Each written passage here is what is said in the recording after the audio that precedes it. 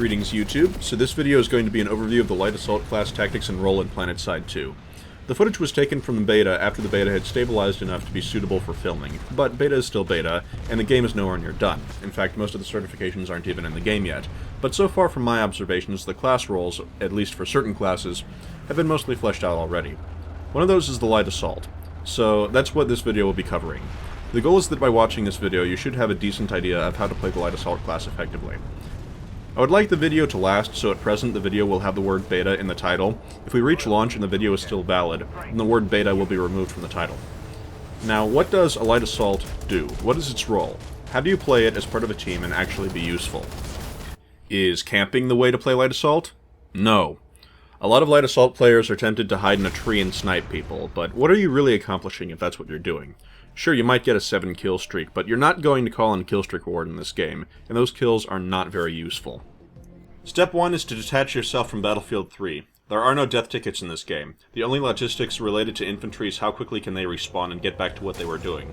If you're sitting in a watchtower and kill someone, they'll respawn and be able to go to the same spot you killed them at, possibly in under 10 seconds. Is this the way to play Light Assault? No. Pay no attention to the footage. Oddly enough, hovering over vehicles and dropping explosives onto them isn't your primary role. You can do it and be reasonably successful and useful, but there are other tasks for you to do that are arguably more important in many situations, especially base assaults. The first important role is going to blow up these things. And these things. So what are these things? The first one I showed you is a spawn generator, the second is a shield generator. The spawn generator allows the defending team to spawn at a base that they control. If you destroy it, then they will need to respawn at another base a fair distance away until it's repaired. The shield generator creates energy walls that only players of the team owning the base can pass through. Some bases have multiple shield generators, and one may need to be destroyed before another is accessible. Both of these, if you check the boxes to display stuff, will show their location on the map as well as on your heads-up display. So why is this your job? Light Assaults have one critical advantage that no other class has: mobility. The Light Assault class has a jetpack and is the only class in the game with one. This allows you to do things like attack buildings and objectives from the roof and burglarize houses. Yes, you can fly through windows. You can in fact crouch while flying, so if you crouch while in the air, you will stay crouched, and if you line it up right, you can go right through any window. You have three main roles: destroying base objectives, breaking control point holds, and planting spawn beacons. The key is to use your mobility to do these jobs. Because you can enter through windows or attack from a roof, and the fact that you can traverse to these locations very rapidly, makes you uniquely suited to destroying base objectives as quickly as possible during a base assault. This also helps you outflank defenders. If you are fighting enemies that are trying to guard a stairway, you can just break off from the fight, fly up, and flank them from an unexpected location. Your mobility is key, and you can often use your jetpack to duck behind cover even if an enemy gets the drop on you. The ability to flank from every possible direction holds a lot of tactical value. You can attack people from otherwise inaccessible rooftops, fly up to scout things, evade an attacker, and sit on rooftops and look at the pretty environments. For fighting against other infantry, I strongly recommend picking up an INRV scope for your weapon.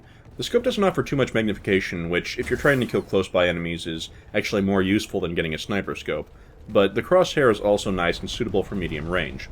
As a Light Assault, your default weapon will be a carbine, which is a good all-around medium weapon. The scope will offer a great degree of utility at night, and the crosshair can be used to help you get in the habit of aiming for headshots. And you will need to headshot enemies if you want to survive encounters consistently as a Light Assault. Your best tool against other infantry is your mobility. If you're in a fight with someone else inside a building, zoom outside and fly back in through the window, flanking your attacker. This is also useful for, say, defending a destroyed spawn generator. You can sit outside a window, wait for it to start being repaired, then go, peekaboo, and shoot the person repairing it. Remember, it's not your team's job to leave the objective undefended so the opposing team can suck less.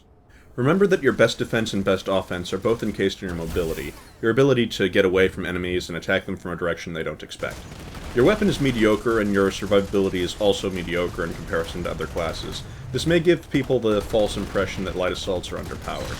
It's true, they are less durable than, say, a Heavy Assault, and also not as well armed as one, but the mobility in the hands of the right person can be used to make up for it. Another thing you're good at is killing max units. Currently one C4 will kill a max unit, and if this stays the case at launch, I predict that max-hunting will be quite the sport for the rowdy Light Assault player. You can also use C4 to fly over an enemy tank's field of vision and drop explosives on top of it while hovering over it. Your use of C4 is a secondary role, however, meant to be done when the stars align, not as a primary job.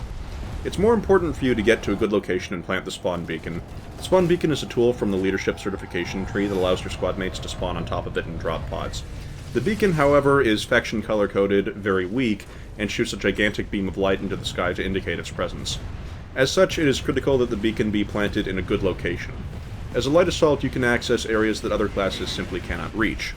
To do this, you will need to utilize your jetpack effectively. For this, you must learn how to grapple. So what is grappling? Grappling is using your jetpack to jump to surfaces that can hold your character and use them to recharge your jetpack enough to move on to the next location. Think of it like rock climb. Once you grapple your way to the spot you want, preferably out of sight of enemies, you can plant the beacon down. And once you have a beacon down, it allows your teammates to do this. And this. Apart from climbing vertically, you also need to learn the jetpack's horizontal motion. It isn't best to just hold down the spacebar while holding down the W key. You won't move forward as efficiently that way, and you may go so high that the drop damages you. It's best to do what's called leapfrogging, or fly in short bursts, cut the power to your jetpack, then trigger it again. This will cause you to gain more forward motion for fuel use, whereas if you had just held down the spacebar, you would have gained more vertical motion. By using your jetpack in this manner, you can extend how far you can actually fly without having to land. The jetpack has gone through some changes, but this seems to be the unchanged principle for how to use the jetpack. The jetpack certifications don't really deviate from this style. While jetpack modifications will depend on your personal playstyle, an important thing to note is that the default jetpack, without any certification points spent, can stop you from dying even if dropped from the highest altitude. It doesn't take much time to stop the motion, even if you've been catapulted forward bailing out of a mosquito. I've been able to bail out of aircraft and survive nearly every time. As I said earlier, your best tool is your mobility, which you can use to take important base objectives. Once those are done, or on the way to doing them, maybe hunt some tanks and max units, or instead, drop a spawn beacon and bring it to friends for a disco party on the enemy galaxy.